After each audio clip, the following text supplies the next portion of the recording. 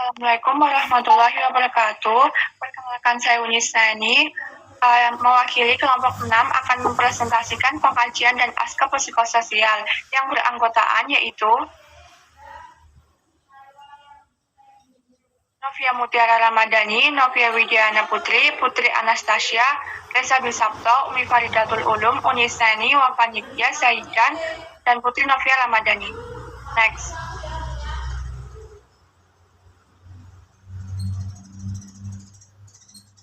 Klien Nona S, berusia 30 tahun, seorang pekerja di sebuah showroom keadaan bersub Betawi dan berdomisili di Purwokerto. Klien datang ke sebuah poliklinik di rumah sakit negeri. Klien dengan terlihat gelisah, cemas, dan menggunakan masker serta topi. Nona S selalu menjaga penampilannya karena tuntutan pekerjaan di kantornya.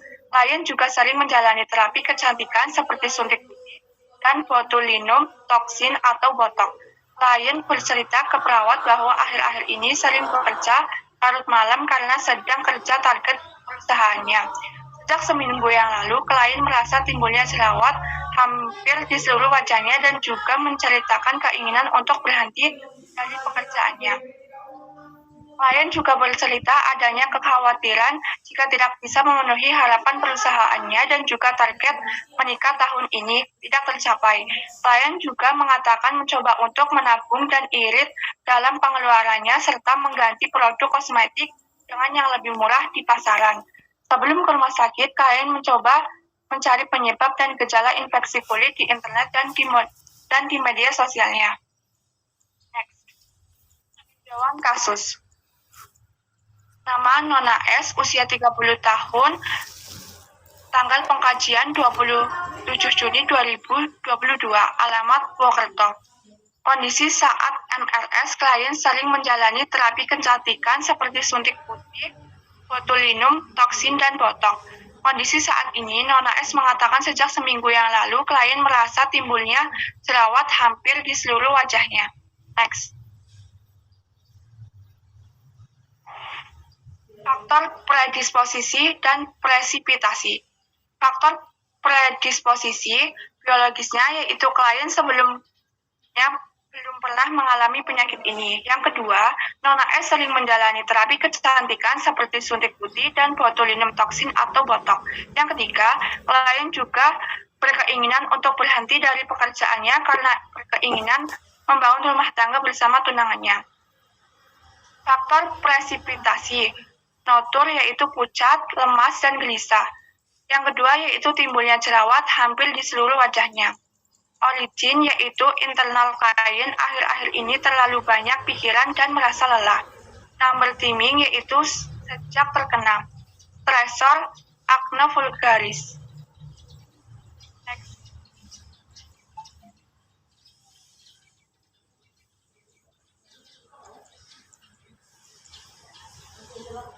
Faktor predisposisi psikologisnya. 1. Nona S merasa gelisah dengan kondisi wajahnya.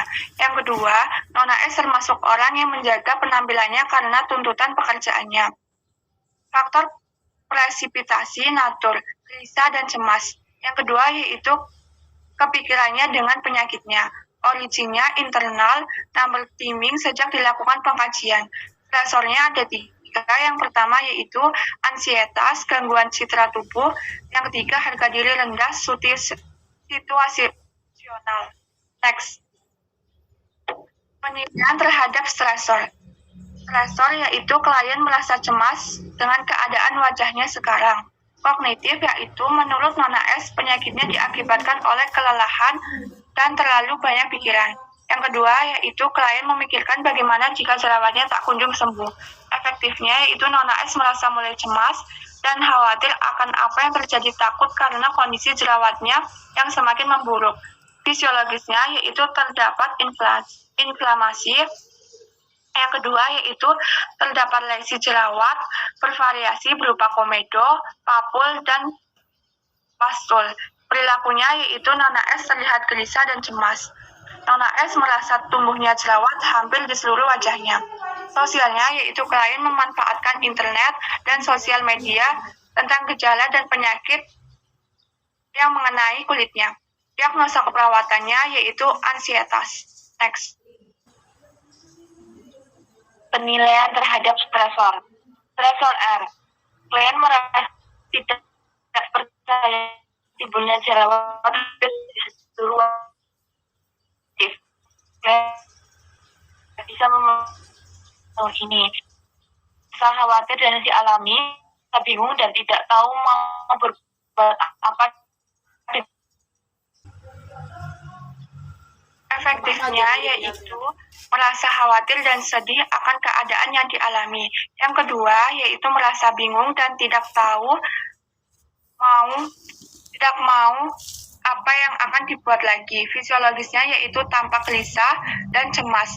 Perilakunya yaitu perasaan tidak mampu, tampak was-was. Sosialnya yaitu hubungan klien dengan pasangan menjadi canggung, hubungan klien dengan lingkungan menjadi tidak nyaman. Yang ketiga yaitu klien tetap mencari dan mencoba berbagi pengobatan melalui internet atau media sosial. Diagnosanya yaitu harga diri rendah situasional. Next.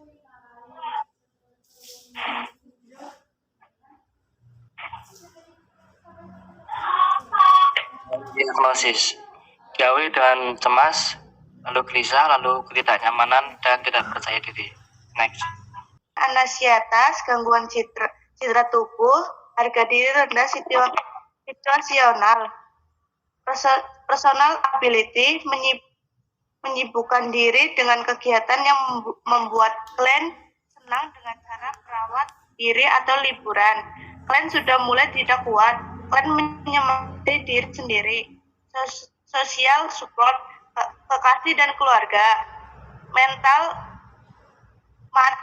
materialisasi, dana pribadi.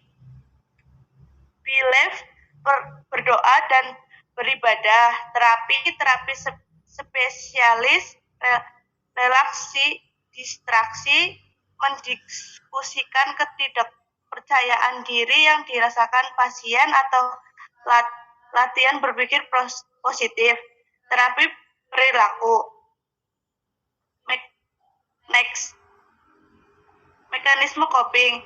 Upaya yang dilakukan, klien berhenti melakukan suntik putih, botulinum, toksin, dan botox.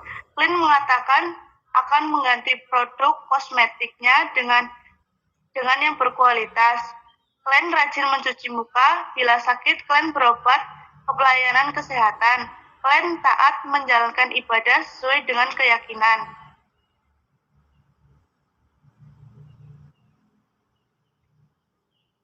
Status mental. Yang pertama itu penampilan. Penampilannya rapi dan bersih. Kedua, pembicaraan. Klien berbicara dengan jelas, tetapi sekali menarik napas panjang. Yang ketiga, aktivitas motorik.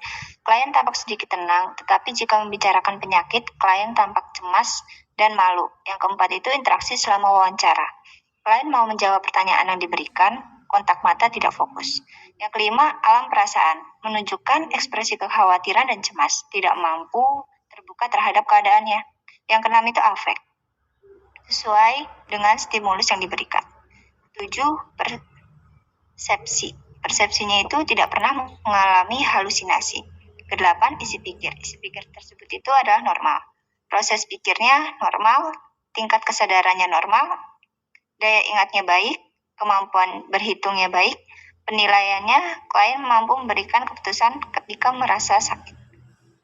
Daya tilik dirinya itu klien sedikit tidak mengerti dengan penyakitnya. Next. Diagnosa dan terapi. Diagnosa keperawatan dan terapi keperawatan. Yang pertama itu ansietas. SP1-nya mendiskusikan penyebab terjadinya proses terjadi tanda gejala akibat. Yang kedua, melatih teknik relaksasi fisik. Yang ketiga, melatih mengatasi ansietas dengan distraksi. Yang keempat, melatih mengatasi ansietas melalui kegiatan spiritual. Diagnosa medis dan terapi medisnya itu acne vulgaris. Yang kedua itu gangguan citra tubuh. Yang pertama, asesmen kepercayaan diri dan latihan berpikir positif. Yang kedua, manfaat mengembangkan harapan positif. dan latihan mengontrol perasaan. Yang ketiga, harga diri rendah situasional, yaitu terapi perilaku.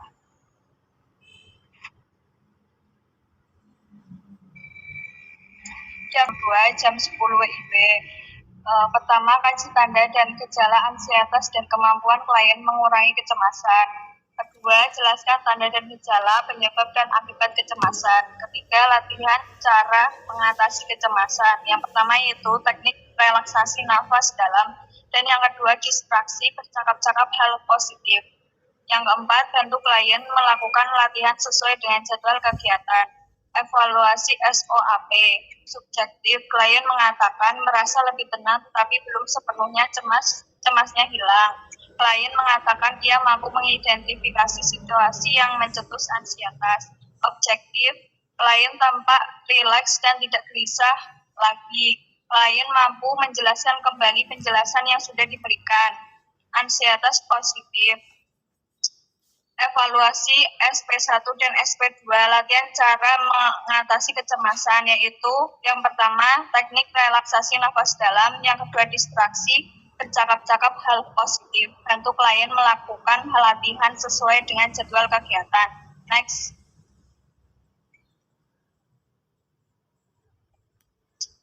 Tanggal 2 Juni 2022, jam 10 WIB. Yang pertama, latihan cara mengatasi kecemasan, yaitu teknik relaksasi nafas dalam dan distraksi bercakap-cakap hal positif.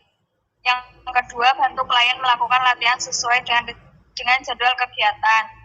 Subjektif, klien mengatakan merasa lebih tenang dan tidak merasa cemas lagi. Klien mengatakan dia mampu mengidentifikasi situasi yang mencetus ansietas.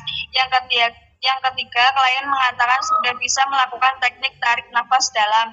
Yang keempat yaitu klien mengatakan sudah bisa melakukan teknik distraksi. Objektif yaitu klien tampak rileks dan tidak gelisah lagi. Klien mampu menjelaskan kembali penjelasan yang sudah diberikan. Klien mampu melakukan teknik nafas dalam. Klien mampu melakukan distraksi. Ansietas negatif. Bantu klien melakukan latihan sesuai dengan jadwal kegiatan, terapi perilaku, terapi kognitif.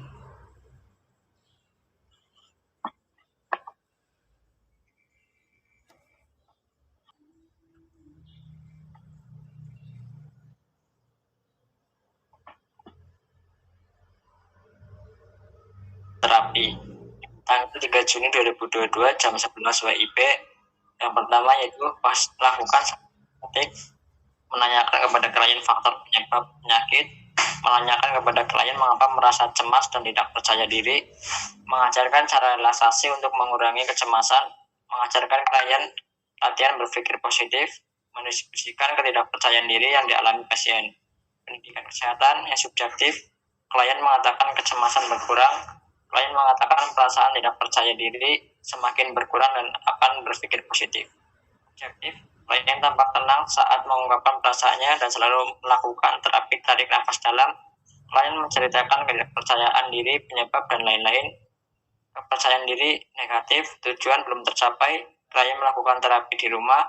Perawat, evaluasi terapi 1 tercapai, melanjutkan terapi kedua. Tanggal 4 Juni 2022, jam 12 waktu Indonesia Barat. Yang pertama, melakukan salam terapeutik, menanyakan kepada klien faktor penyebab penyakit, menanyakan kepada klien mengapa merasa cemas dan tidak berdaya, mengajarkan cara relaksasi untuk mengurangi kecemasan, mengajarkan klien latihan untuk berpikir positif, mendiskusikan ketidakpercayaan diri dan gelisah yang dialami pasien, mengajarkan terapi perilaku. Subjektif, klien mengatakan hal yang membuatnya tidak percaya diri dan gelisah. Klien senang diajari terapi. Klien menceritakan ketidakpercayaan diri. Klien terlihat paham dengan penjelasan terapi yang diberikan. Ketidakpercayaan diri positif. Klien melakukan terapi yang diajarkan pada saat merasakan tidak percaya diri dan gelisah. Terapi kedua selesai. Tanggal 5 Juni 2022, jam 2, melakukan salam terapeutik, membina hubungan saling percaya, menanyakan kepada klien tentang perasaannya, mengajarkan klien terapi perilaku dan berpikir positif. Subjektif, klien mengungkapkan perasaan yang ia rasakan, klien senang diajari terapi. Objektif, klien menceritakan pikiran dan perasaan yang mengganggu. Klien terlihat paham dengan yang dijelaskan, harga diri rendah, situasional berkurang, atau belum tercapai.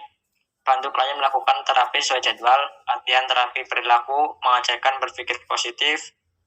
Dan yang terakhir, tanggal 6 Juni 2022 jam 13 WIB, melakukan salam terapeutik, membina hubungan saling percaya, menanyakan kepada klien tentang perasaannya, mengajarkan klien terapi perilaku dan berpikir positif. Objektifnya, klien mengungkapkan perasaan yang ia rasakan. Klien senang diajari terapi. Objektif, klien menceritakan pikiran dan perasaannya mengganggu. Klien terlihat paham dengan yang dijelaskan. Harga diri rendah, situasional. Bantu klien melakukan terapi sesuai jadwal. Latihan terapi perilaku, mengajarkan berpikir positif.